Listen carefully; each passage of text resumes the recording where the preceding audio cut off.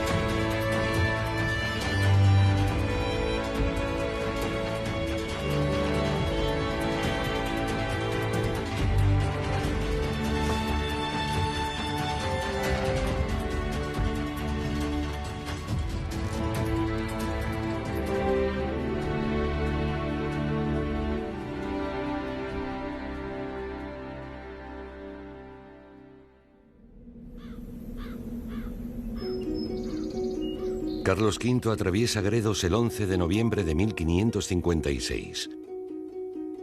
Habían pasado más de 30 jornadas desde su partida en Laredo, y apenas si quedaban unas leguas para arribar a su ansiado destino, el monasterio jerónimo de Yuste.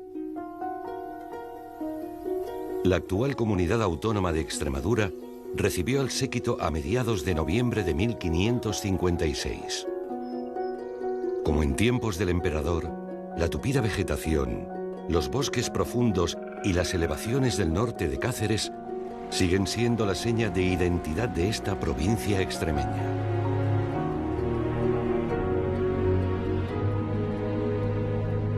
Carlos ya conocía las bondades del clima y del paisaje extremeño. 30 años antes había estado en la extraordinaria comarca de las Villuercas y Bores Jara. Carlos V tiene, por consiguiente, una idea sólida sobre el entorno natural que va a encontrarse y que, según los médicos, calmará el mal de gota y procurará al emperador la paz y el sosiego que precisa. Pero ¿cómo un emperador viajero que había recorrido el mundo se decide por Extremadura? ¿Cómo un emperador que había recorrido y visto centenares de ciudades de su imperio resuelve llegar hasta este rincón del norte de Cáceres? Lo que podría echar de menos ya lo llevaba él. Un buen maestro cervecero, Juanelo Turriano, el relojero de la corte. Médicos, es decir, marchaba a un lugar donde pasar sus últimos días de la mejor manera posible. El emperador atraviesa el puerto de Tornavacas y se dirige hacia la población que da nombre a esta cima de casi 1.300 metros de altitud.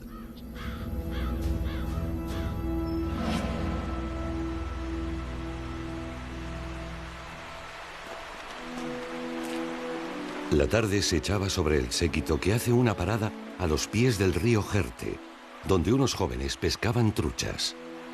¡Jovenzuelos!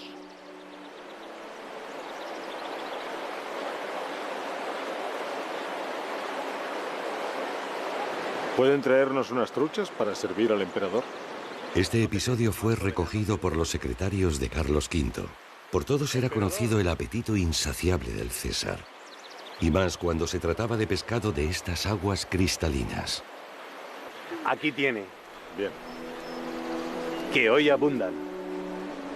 Muchas gracias. Carlos V degustó aquellos salmónidos frescos en la cena, ya en la localidad de Tornavacas. A las 7 de la tarde, el séquito hace su entrada en el pueblo cacereño. Tornavacas es, en la actualidad, un municipio de algo más de 1.100 habitantes que se levanta a los pies de la Sierra de Gredos. Aquí nace el río Jerte, que da nombre a todo el valle. Carlos eligió este pueblo porque pertenecía al linaje de los Álvarez de Toledo, entroncado con los condes de Oropesa, fieles servidores del emperador. Los Álvarez de Toledo eran fieles súbditos de Carlos V. No hay que olvidar que el gran duque de Alba, que era consejero del emperador, pertenecía también a esta familia, a este linaje. Por tanto, estamos hablando de una familia con muchísima cercanía al emperador, de gran fidelidad. Tornavacas tiene un diseño medieval que aún hoy se aprecia. A los pies de la calle Real se encontraba la antigua judería. No en vano, esta villa contaba con la categoría de aljama. El municipio está dominado por la iglesia parroquial de la Asunción del siglo XVI. El templo se erige muy próximo a la calle Real, por la que pasó la comitiva de Carlos V. El emperador pernoctó la noche del 11 de noviembre en esta casa, propiedad del escribano Juan Méndez de Ávila, hombre de confianza de los Álvarez de Toledo. Aquí se habilitó una pequeña estancia con una humilde capilla para sus oraciones.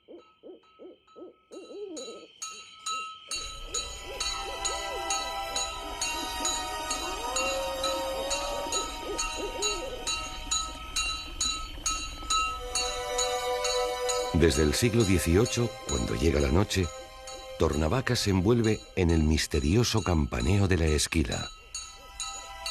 El toque de ánimas se lleva a cabo para que las almas del purgatorio puedan descansar, aliviadas.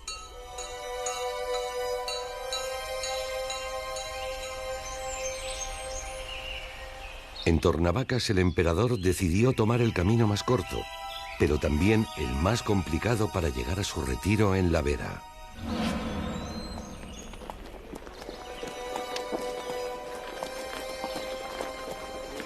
El César, ante la complejidad del ascenso al Puerto Nuevo, llegó a decir: ya no franquearé otro puerto que el de la muerte. A mediados de noviembre de 1556, Carlos V hace entrada en la comarca de la Vera, el Jardín del Edén, un vergel en la hoy Comunidad Autónoma de Extremadura. La Vera está arropada por gredos, por lo que los fríos vientos del norte no penetran en el valle. En verano procuran la brisa de montaña que regala temperaturas suaves.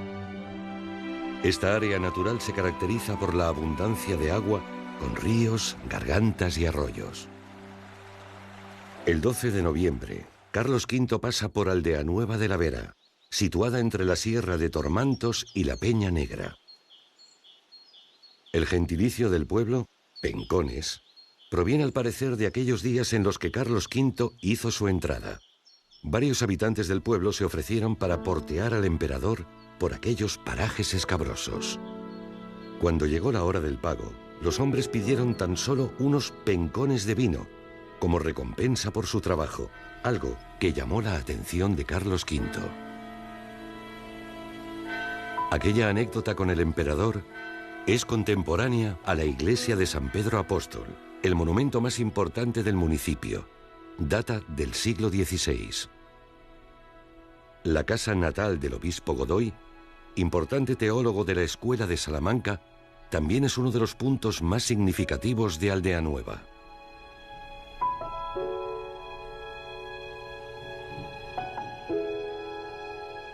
En la Vera, al igual que en el resto de valles del norte de Cáceres, el agua está en cada calle, en cada esquina.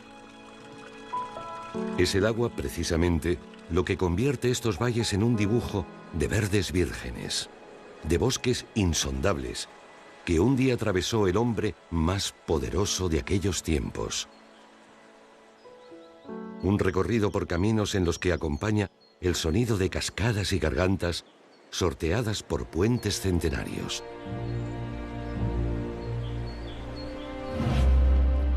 La comitiva llegaba cansada tras aquella aventura que inició en Bruselas, y ya apenas si restaban unas leguas hasta el monasterio de Yuste.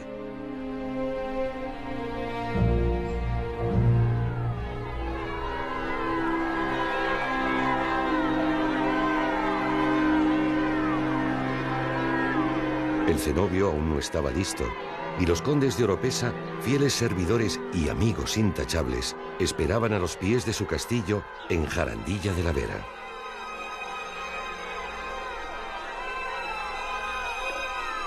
Salve, Padre común de todos los mortales. A ti vengo desnudo y pobre, del mismo modo que salí del vientre de mi madre. Del mismo modo que salí del vientre de mi madre. Majestad.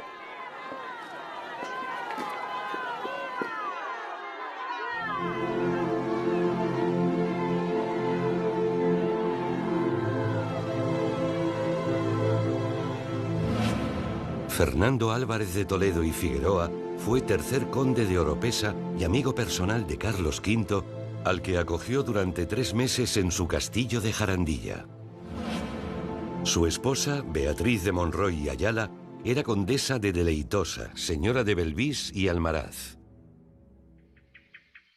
Carlos V por fin se encontraba como en casa después de más de 3 meses tras su partida desde Bruselas. Hermosas palabras, Majestad. Sin duda convenientemente elegidas para que la leyenda conserve vuestra recordación. Veo que las noticias vuelan en este reino, Fernando. Sabéis bien, Majestad, que en estos sus dominios los chismosos, políticos, enredadores y fuleros constituyen el circo que entretiene al pueblo. También los políticos. Su Majestad, felices estamos ante tan grata visita. Hemos proveído el palacio a su antojo, como refirió el señor de Villagarcía, para que pueda reposar antes de su retiro al monasterio. Tras muchas jornadas se resienten las nalgas y los huesos por tan perturbador éxodo.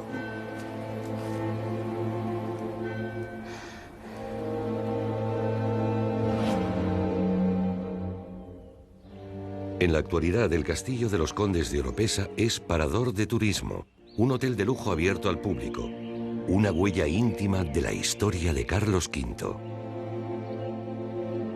La puerta principal de esta fortaleza defensiva está flanqueada por 2 torres cilíndricas. Las almenas, los adarves o las troneras reflejan el poderío de la fortificación situada en un cerro, lo que posibilita el control del horizonte.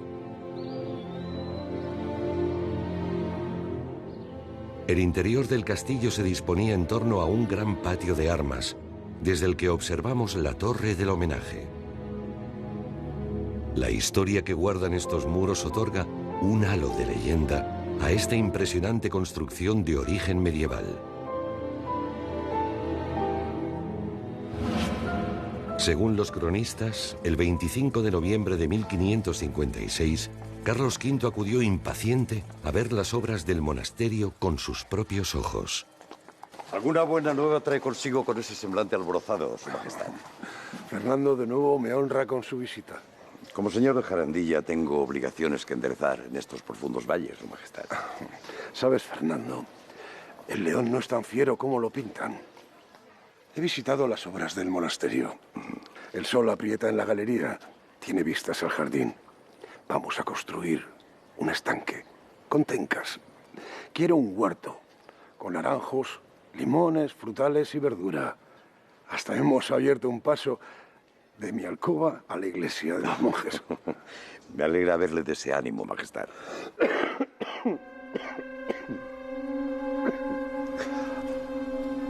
Veo a los monjes jerónimos tensos.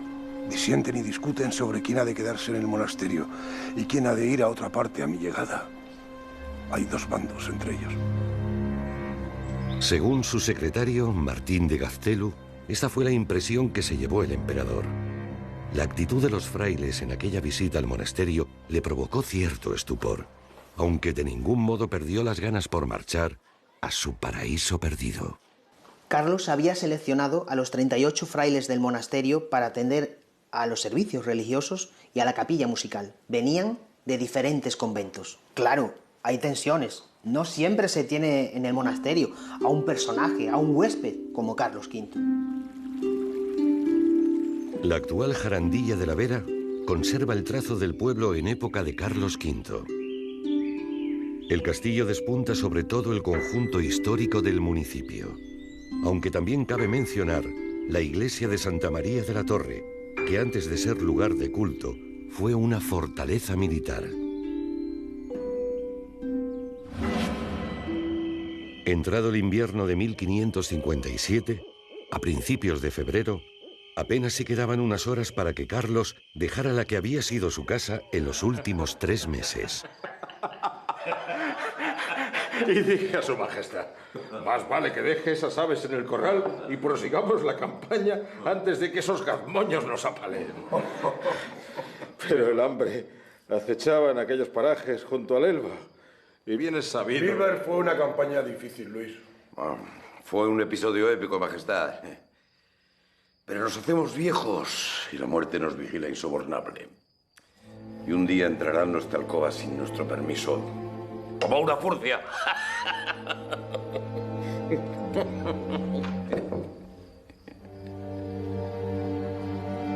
Su Majestad, llegó el día, el instante por el que emprendió su viaje en Bruselas. Llegó. Desde que zarpamos de Flesinga hasta las vísperas de hoy, unas 150 jornadas se cuentan. Querida Beatriz, me agrada conversar sobre aventuras añejas, historias que quedaron atrás y recuerdos, gratos recuerdos que contentan mi semblante.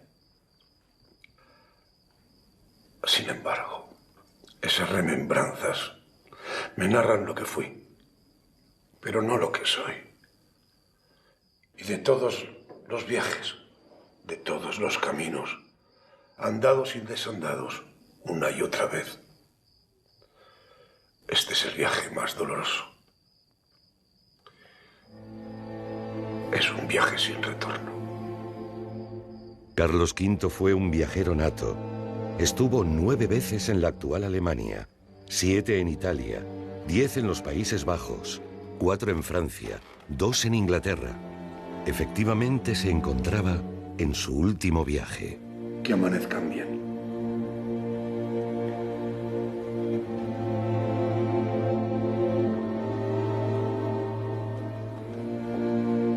Llega el momento de despedirse del pueblo de Jarandilla y Carlos licencia a 98 de sus sirvientes, en su mayoría flamencos y borgoñones. Según Luis de Quijada, fue un acto triste y emotivo al ver partir a tanta gente que estuvo tanto tiempo junto a él.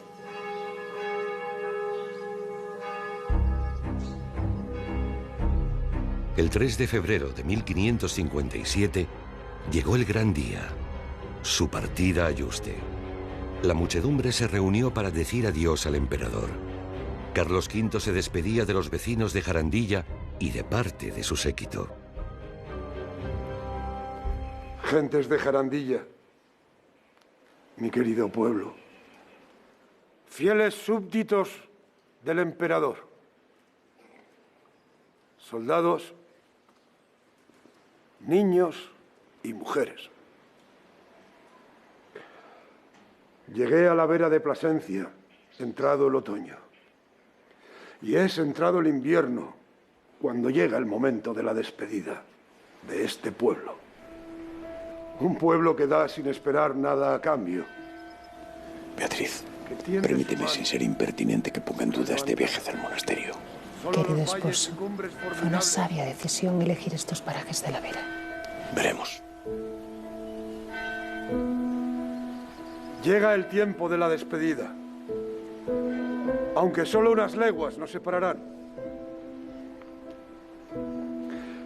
Emprendo mi último viaje desde este castillo que mi fiel súbdito, Fernando de Toledo y Figueroa, tercer conde de Oropesa, ha tenido a bien proporcionarme para esta estancia mía. Y hoy, 3 de febrero de 1557, Es tiempo de decir adiós a mi séquito. ¡Qué insobornable! Me ha acompañado por caminos de piedra y polvo, de nieve y de hielo, de agua y de barro. A la muerte de su mujer, Isabel, Carlos se recluyó en un convento. Ahora volvía a hacer lo mismo. Se recluía, pero esta vez para no salir más. ¡Viva el emperador!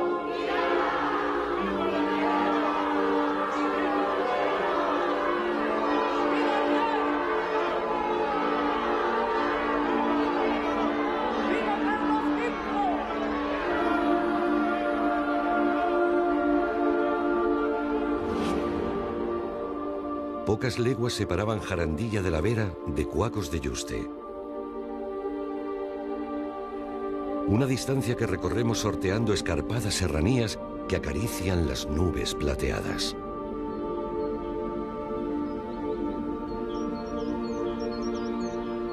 Un bosque de robles, tupido y majestuoso, envuelve la antaño aldea de Cuacos, hoy capital administrativa de la Mancomunidad de la Vera, con algo menos de 1000 habitantes. Estas plazas, arrobadas por el borboteo del agua o sus callejones laberínticos, cobijan silenciosas epopeyas pretéritas que han pasado a la historia de España. El pueblo fue, y es también en la actualidad, la puerta de entrada al monasterio de Yuste.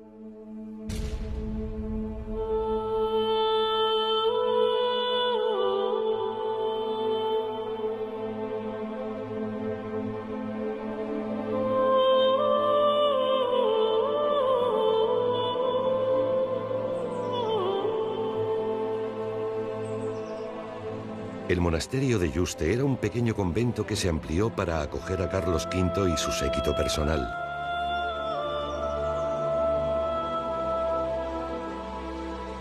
El palacete se levantó adosado a la fachada sur de la abadía. Sus dos plantas se perciben hoy con nitidez. Carlos V hacía vida en estas estancias y, aunque humildes, no faltaban tapices y cuadros que recordaban a su familia y en especial a su difunta esposa, Isabel de Portugal.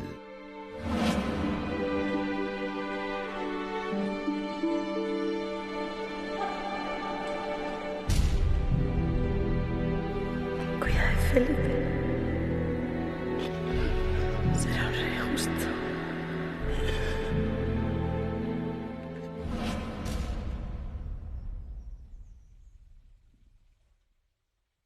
La famosa silla de la gota de Carlos V se diseñó explícitamente para él. Los episodios gotosos aparecían con frecuencia y había que buscar un remedio.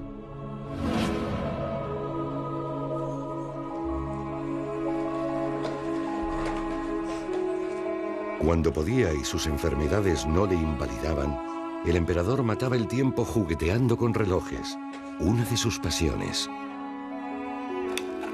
Majestad, os vais a dejar la vista en ello. Es complejo montar ese artefacto. Dios santo. ¿Qué le incomoda? Maldita sea, Juanelo. ¡La gota! ¡La gota! Mandaré llamar a su médico.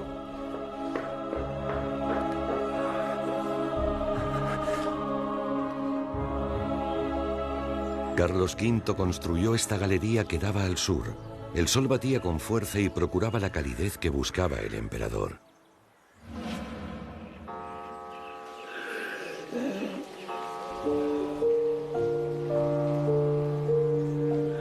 Pasaba horas en este lugar leyendo o simplemente descansando por su delicado estado de salud. Man hört oft, ja, hat nur Bier getrunken und Heringe gegessen und war so dick, dass nicht mehr. A menudo se escucha que Carlos solo bebía cerveza, que comía pescado, que estaba muy gordo. Eso es una parte de la historia. La otra parte es que todas las decisiones que se tomaban en el imperio seguían pasando por él, para conocer su opinión. Seine Meinung zu hören.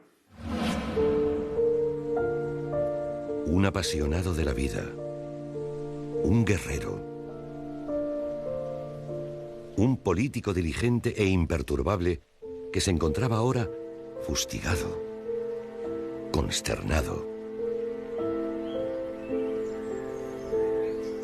Al menos gozaba de un excelente palacete con vistas admirables. El emperador construyó un estanque que finalmente sería su condena. Según los expertos, esta laguna creó un foco de infección. Los mosquitos portaban la malaria endémica en aquellos tiempos en la Vera, y en algún momento indeterminado, Carlos contrajo esta enfermedad parasitaria. Tened cuidado con el estanque ese que dicen que quieren construir. Los mosquitos nos comen.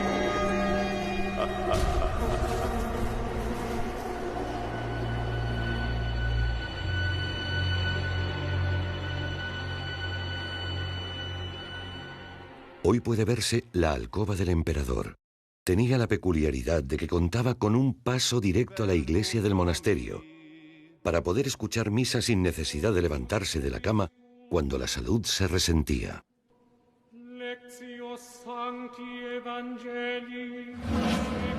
Las fiebres, las alucinaciones y los delirios persiguieron al monarca hasta sus últimos días.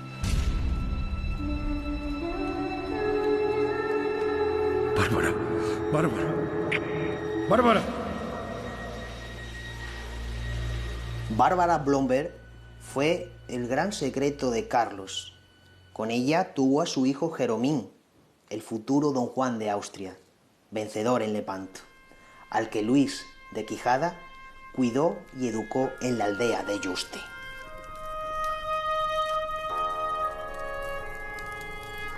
Carlos V, consciente de que el final estaba cerca, quería conocer por fin a su hijo.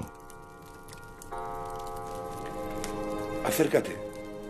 Vamos, acércate.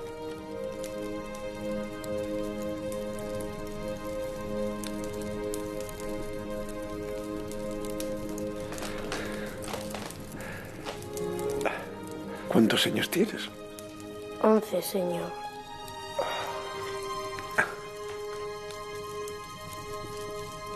Te pareces a tu madre, hijo.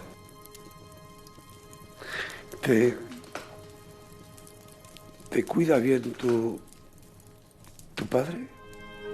Sí, señor.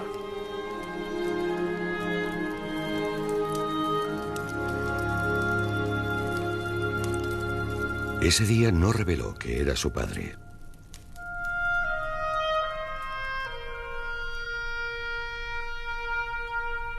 En Cuacos de Yuste todavía queda en pie la casa en la que se hospedó Jeromín con sus padres adoptivos.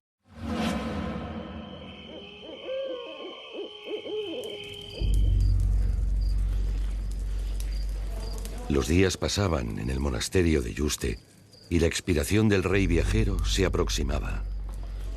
Lentamente. En sus últimos días apenas si era capaz de comer. Las fiebres palúdicas, los delirios, consumían al emperador.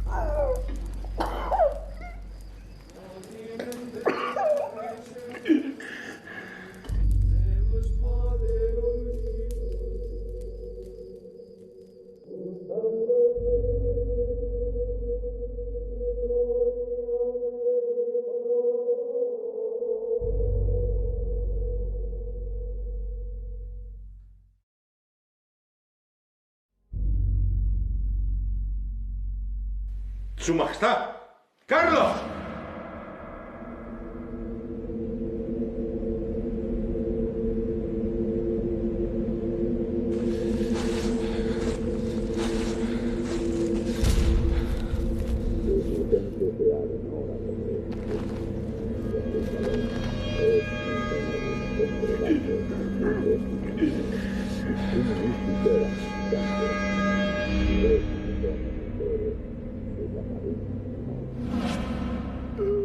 Euxis narraba, quagesta era impía, en cumodo con noverum et infractione panis. En la madrugada del 21 de septiembre de 1558, Carlos V yace moribundo en su catre. Estaba rodeado de amigos como el conde de Oropesa, también Luis de Quijada, Un fraile leía la Pasión de Cristo según San Lucas. Incorda vestra.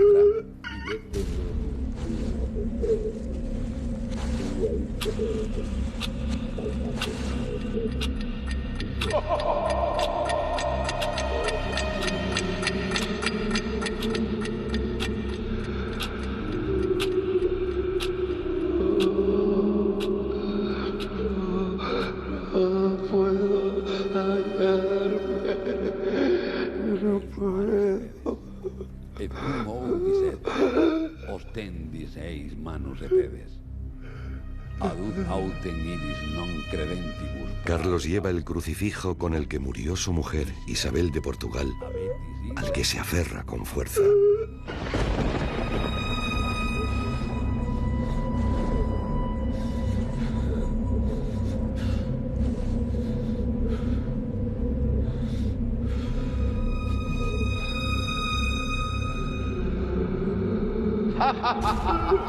Y Jesús decía: Padre, perdónalos, porque no saben lo que hacen.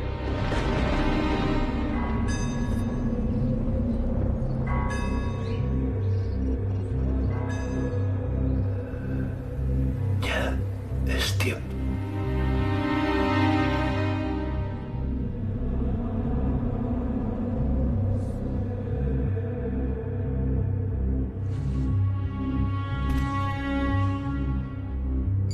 de cierto te digo que hoy estarás conmigo en el paraíso.